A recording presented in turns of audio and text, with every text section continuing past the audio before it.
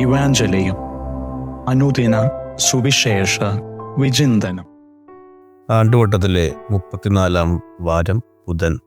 ഇന്ന് നമ്മൾ ധ്യാനിക്കുന്ന സുവിശേഷ ഭാഗം വിശുദ്ധ ലൂക്കാ എഴുതിയ സുവിശേഷം 21-ാം അധ്യായം 12 മുതൽ 19 വരെയുള്ള വാക്യങ്ങൾ. എൻ്റെ ഒരു സുഹൃത്ത് ഒരിക്കൽ എനിക്കൊരു സന്ദേശം അയച്ചിരുന്നു.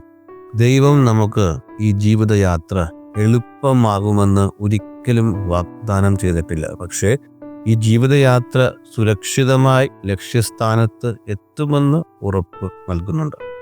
ഇത് ശരിയാണെന്ന് ഞാൻ വിശ്വസിക്കുന്നു. കാരണം ഇന്നത്തെ സുവിശേഷത്തിൽ യേശു ഇപ്രകാരം പറയുന്നു: ഈ ലോക ജീവിതം എളുപ്പമല്ല.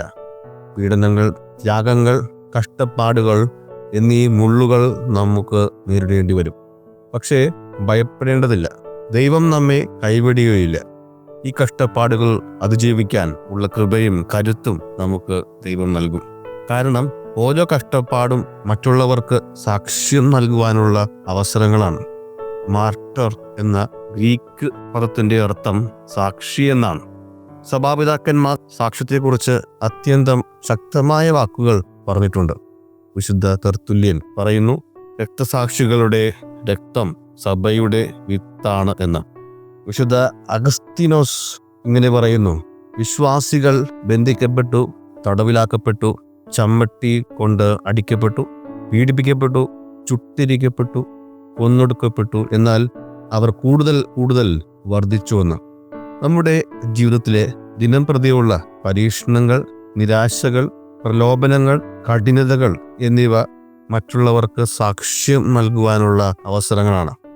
നാം നമ്മുടെ ശത്രുക്കളെ സ്നേഹിക്കുമ്പോൾ, കഷ്ടതകളിൽ സന്തോഷം നിലനിർത്തുമ്പോൾ, പ്രതിസന്ധികളിൽ ക്ഷമയോടെ ജീവിക്കുമ്പോൾ, ഇവിടെയെല്ലാം നാം മറ്റുള്ളവർക്ക് സുവിശേഷമായി മാറുകയാണ്.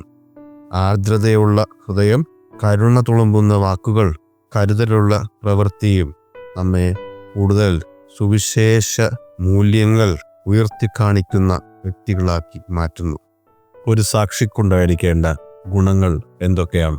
ഒന്നാമത്തേത്, സാക്ഷിക്ക് ക്രിസ്തുവുമായി നേരിട്ട് അനുഭവമുണ്ടായിരിക്കണം.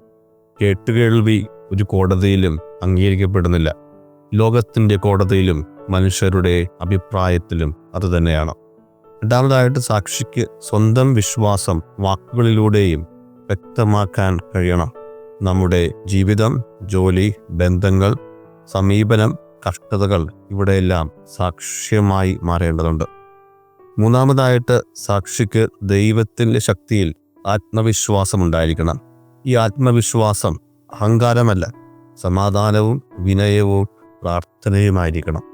നാലാമതായിട്ട്, സാക്ഷിക്കുണ്ടായിരിക്കേണ്ടത് ആത്മീയമായി വഴിതെറ്റിപ്പോയവരോട് കരുണ ഉണ്ടായിരിക്കണം. അവർ ദൈവത്തിൻ്റെ ഹൃദയത്തിൽ വിലപ്പെട്ടവരാണ് എന്ന് കരുതി അവരോട് അനുകമ്പയും സ്നേഹവും കരുതലും കാണിക്കണം.